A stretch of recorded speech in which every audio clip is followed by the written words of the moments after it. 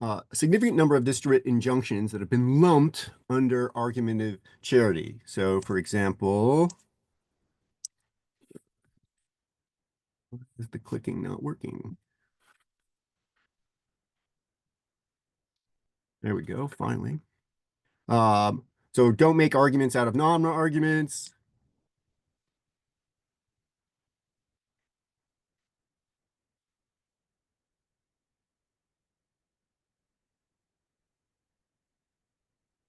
I don't know why the clicking is not advancing, isn't working.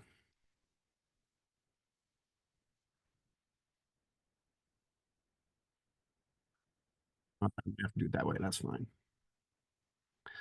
Don't make unfair criticisms. Don't strawman the arguer. Supply the weakest necessary missing premises or add whatever premises are needed to make the argument as good as possible. Improve the argument to its best form. Make the best rather than the worst possible interpretation of the material we're studying. Choose the best possible interpretation. Several distinct interpretations are equally licensed by the text and context. Work with the best interpretation. Assume arguments are trying to give good reasons for claims they genuinely believe. Assume the goodwill of our opponent's attentions. Don't attribute absurdities or gibberish to the arguer. Don't attribute obvious falsehoods, fallacious reasoning, or contradictions to the arguer. Assume the interlocutor's attempts at justification are strong in some sense. Put aside one's own doubts or beliefs. So the question is, how, given they are all distinct, how might we try and account for these things? And we've got multiple possibilities. Here's a strategy. Try to find a general principle of charity such that many, if not all, of these turn out to be consequences or corollaries of this principle. That's what Johnson tries to do. Or we could claim that there are many principles of the charity to be used in different ways, in different contexts, or to achieve different goals. That's what Govier tries to do. And here's what I'm going to try and do. I'm going to try and account for almost all of these principles via two principles that I'm going to say aren't charity. So, first, some general comments on charity. So, charity at its core is forgiving or making good on some shortcoming or essential lack with no expectation of recompense. Whoops, you get both of them. So, if there is no need, and I give you something with no expectation of recompense, that we would say is gift giving rather than charity. So perhaps if you need food and I give it to you on your birthday, it might be both gift giving and charity. So the two can overlap, but they're not coextensive. Now, suppose you are starving and require food. If I provide you food, but only on the condition that you eventually repay me, then this is also not charity, but it's rather giving me a kind of loan. And so what distinguishes charity from a loan is that charity has no expectation of recompense, but giving a loan does. Finally, I want us to note that being uncharitable is not coextensive with being charitable. If you have no lack of food and you pay me for more, then it's not a case of me being charitable. But nor am I being uncharitable to you. We are just not in a situation in which the possibility of charity applies. For me to be uncharitable, the circumstances must have allowed for the possibility that I be charitable, that I make up for some lack with no expectation of recompense. So if you have sufficient food and I take some of your food away without your consent, this is not me being uncharitable. This is me stealing from you. Though again, there can be overlap. If I'm a real meanie and you need the food and I steal what little you already have, I could be both stealing and uncharitable. Regardless, to be uncharitable, the situation has to be one for which the possibility of being charitable arose. And that is, you have to be in a position of making up some need without the expectation of recompense. So, given that, I'm going to give you two principles. First principle, don't misrepresent others.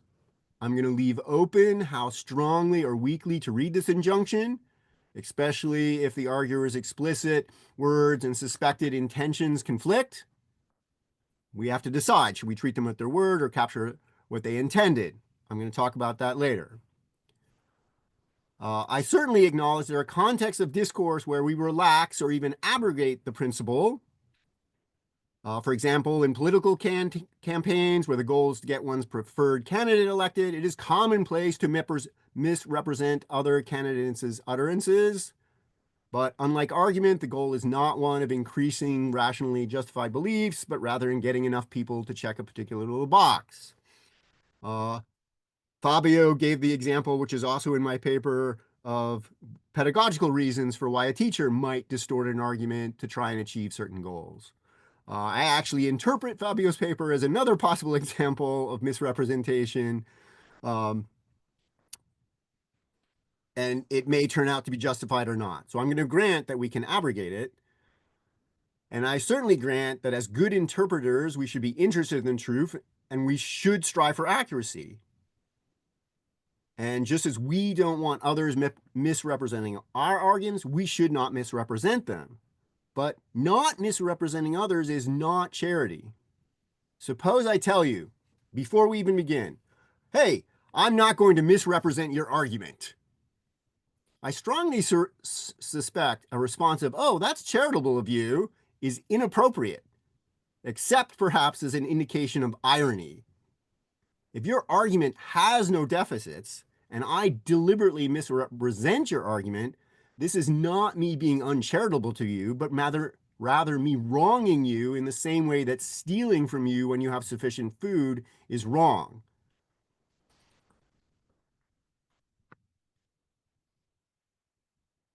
Second principle, principle of respect. Presuppose others are competent and sincere. Again, I'm going to leave open how competent we are presupposing others to be, except I'm pretty sure we are not going to assume competence so strongly that it implies infallibility. Respect also requires that we at least initially presuppose arguers are being sincere, that they are sincerely trying to engage in arguing rather than, say, just spouting out words to piss us off or pretending to argue merely to show allegiance to some cause or whatever. Note, though, that sincerity does not mean that the arguer needs to believe what is being argued for. Someone playing devil's advocate can sincerely argue for a position they do not believe. If we do determine that the argument is not being sincere, then we needn't even bother with interpretation, charitable or otherwise. Again, if I tell you I'm not going to assume you are incompetent or that you are insincere, a response of that is charitable of you is inappropriate, except as irony. If I begin interpretation of your arguments by assuming you're incompetent or insincere, this is not me being uncharitable, but rather me wronging you.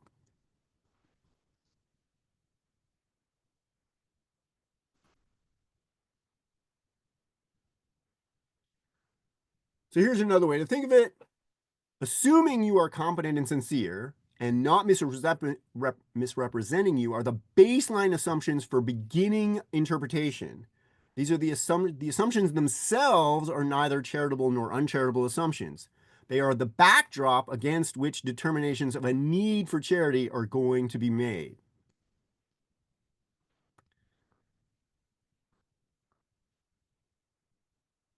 So Trudy Govier attributes the introduction of the principle of charity to Neil Wilson's 1959 paper. And in that paper, he begins by assuming that speakers are trying to tell the truth. Given this assumption, Wilson then recommends the following principle. Select as designatum of a term that individual which will make the largest number of statements true. Charity, then, is not the assumption of truth-telling. Charity is what we do after we've made the assumption. And in this case, what we try and do is maximize the number of true statements the person we're trying to translate is making. Similarly, for Davidsonian, Donald Davidson, in his cases of talking about radical translation, is asking us to assume that speakers are generally rational.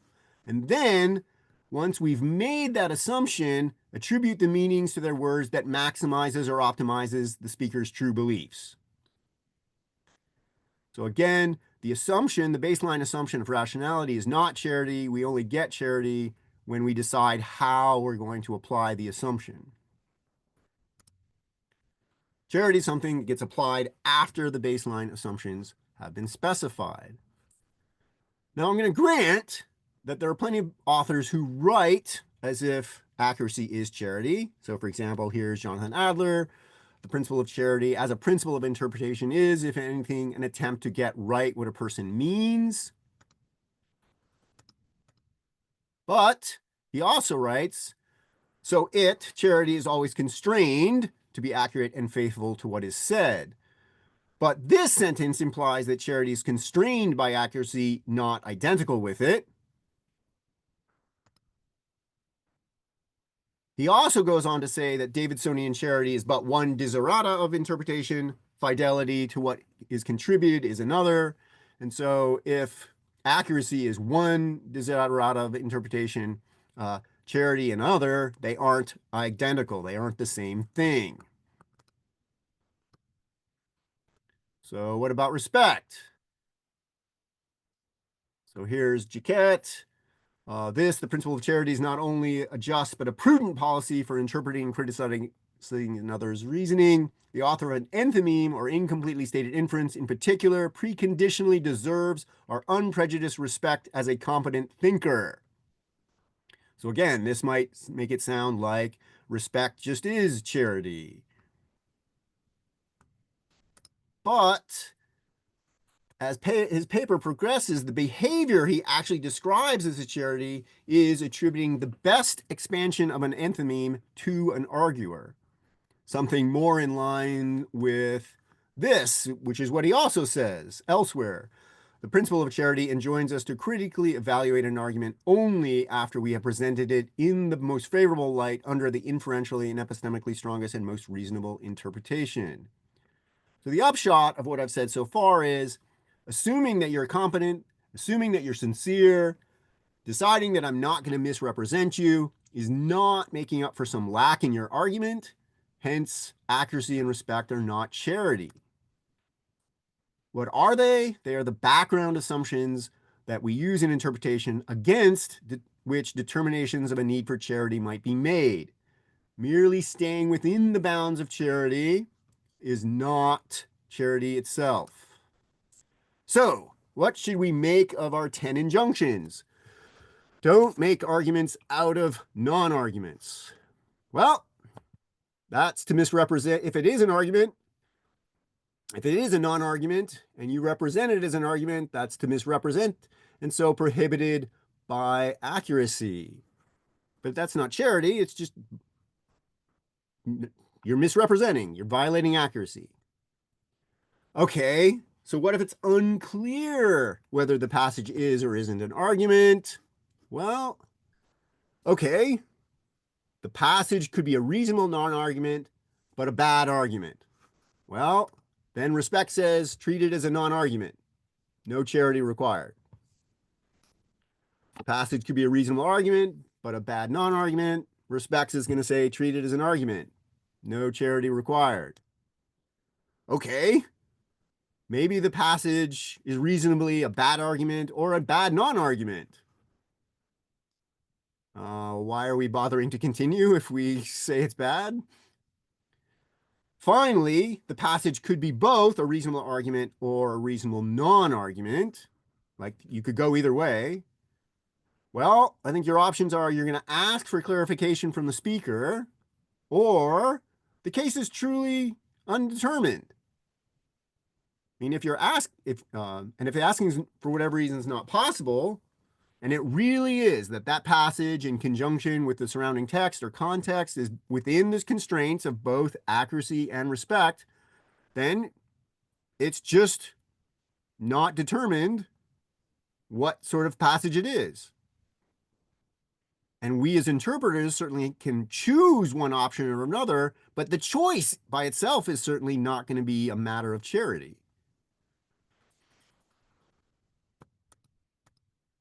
Okay, 2, don't make unfair criticisms, ignore irrelevancy, trivial errors, etc. Well, if they're unfair, they're misrepresenting the argument, and so they're ruled out by accuracy. Now, could there be unfair criticisms that apply to an argument that is both accurately represented within the bounds of competence and sincerity? So certainly, unfair criticisms that are misrepresentations are ruled out by accuracy. But the question here is, could I have something that is unfair, yet somehow still both accurate and represents the person as competent? And I'm like, I'm hard pressed to come up with such an example. And until such an example is provided, I'm going to maintain that unfair criticisms are ruled out by accuracy and respect. What about ignoring irrelevancies and clutter? Well, if the material really is irrelevant to the argument, or it really is clutter, then including it misrepresents the argument and so prohibited by accuracy. But suppose it's unclear whether the material is irrelevant. And suppose also we can't ask for clarification. Well, here's one possibility. Only one, you've got multiple interpretations. Only one of the interpretive options satisfies respect. Choose that one. No charity required. Okay, multiple interpretive options satisfy respect. Now we need a way to decide. But we're not ignoring the potential irrelevancies of the clutter. What we're actually trying to do is come up with an accurate and respectful way to deal with the unclear material. Finally, in this section, we have to deal with trivial errors, right? That was one of the things. We should ignore trivial errors.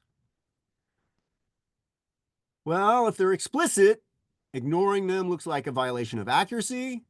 But given that they're trivial, not ignoring them is going to violate respect. So here's one option. I can accept that accuracy and respect conflict in cases of trivial errors, and then we might require some further principle to resolve conflicts. Fine. I'm going to argue later that it's not the principle we adopt to resolve such conflicts is itself still not going to be charity. Another option, though, is to not read accuracy so stringently that we force trivial errors on the arguer. If they're truly trivial and the author's intent within the context is clear, then represent the argument according to the intent and ignore or even fix the trivial errors. Right? This comes back to the question of how strongly are we going to read accuracy.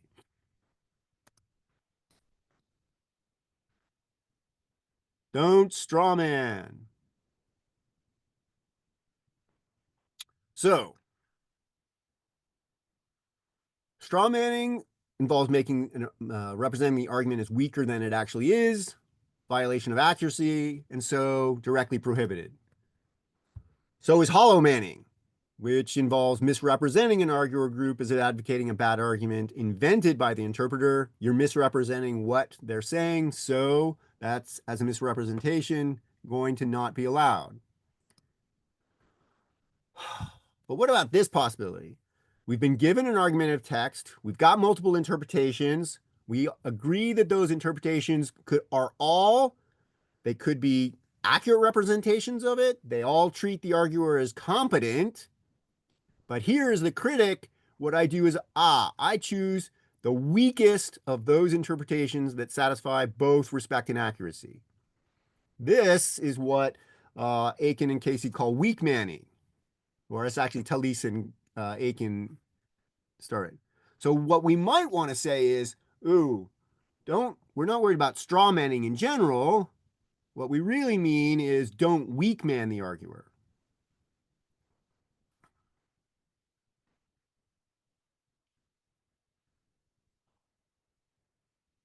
Here's one possibility to deal with 3A. According to Aiken and Casey, They say, regardless, if we're weak manning, straw manning, hollow manning, they want to claim part of what makes these fallacious is that they illegitimately impugn on the opposing arguer's competence. But if that's true, even for weak manning, it's going to turn out that it really is a violation of respect after all. The actual option I'm going to do here is it's going to turn out that 3a, if we interpret it this way, is going to be a direct consequence of 6, and so is ultimately just plain redundant.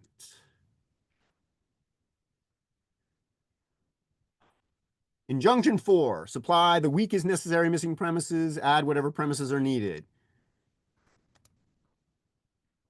All right. So typical enthymeme problem. So for many argumented texts, fidelity of the actual words is going to make it obviously gappy. So we want to fill in the missing material. Hey, making good on this lack of material looks like a perfect example of charity. Except I think we can get a demand for filling in missing material out of accuracy and respect by themselves. So here's a possibility. Assume we're reading accuracy strictly such that only what the author writes is taken to be part of the author argument. So we're taking them to their literal word. Since the result is so obviously gappy that it implies the author is incompetent, satisfying respect, treating them as competent, will require filling in material.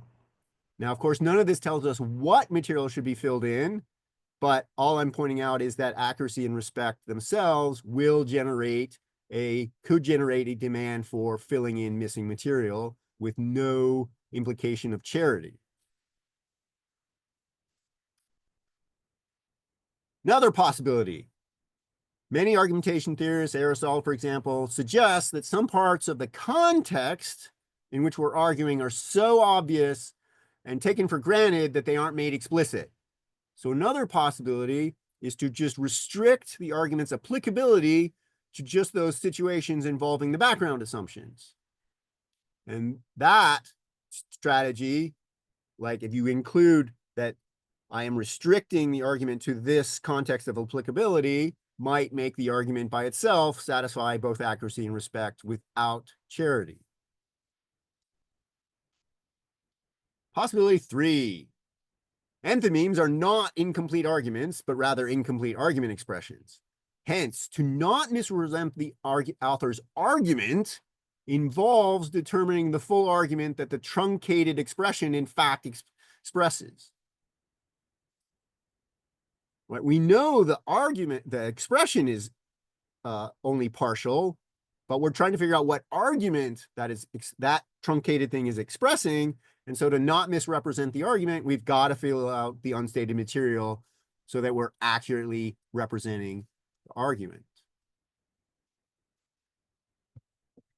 So these injunctions, which are typically put forth for filling out incomplete argument expressions, are not charity, but rather injunctions for how to accurately and respectively represent the arguments of others.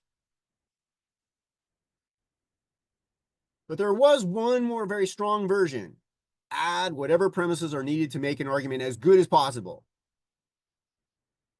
If this is read as going beyond the explicit argument and what can be plausibly gleaned, then we misrepresent and violate accuracy. But it turns out this reading is a special case of 5, so I'm going to turn to that now. So Dennett, when he suggested this, improve the argument to its best form, he was talking about something like, hey, even if you've got the strongest accurate representation of their argument, make it better. This is what Aiken and Casey would call iron manning.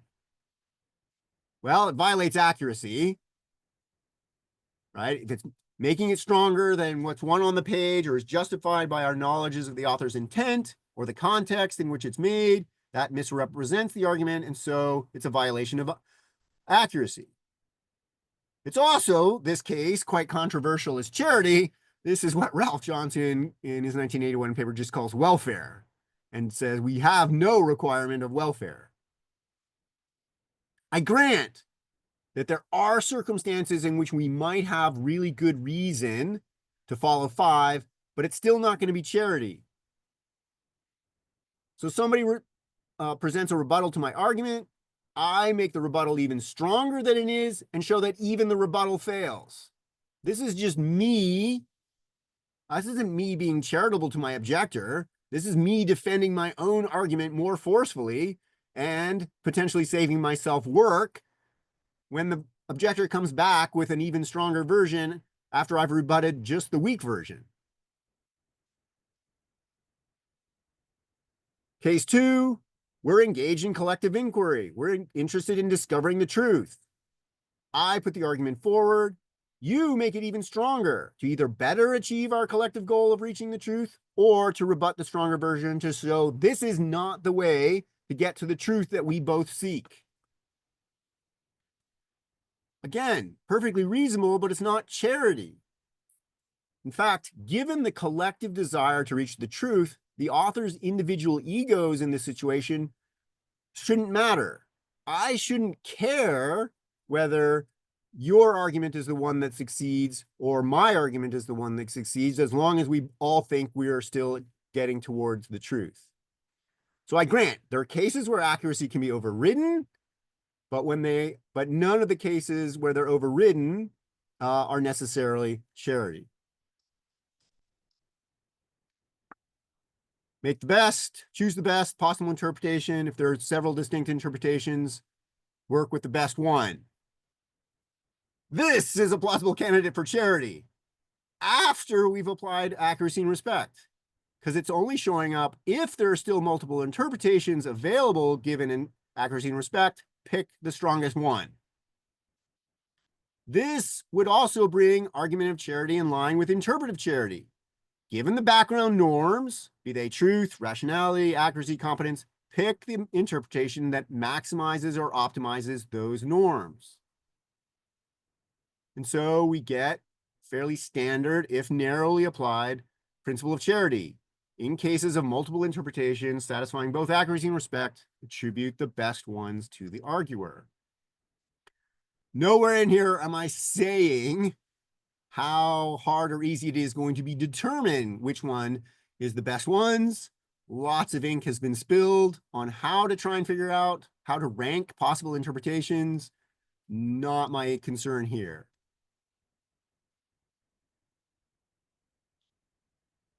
All right. Assume arguers are trying to give good reasons for claims they genuinely believe. Assume the goodwill of our opponent's intentions.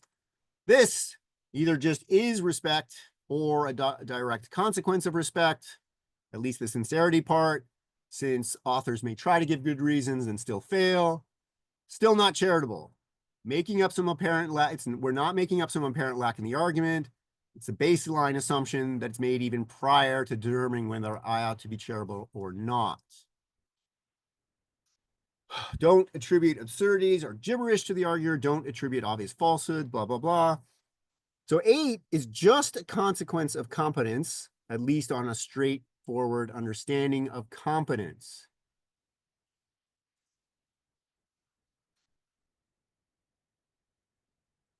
For example, competent though fallible people will make trivial slips of the tongue or typos or whatnot. These can often be quickly noticed without impacting our understanding of the author's intent.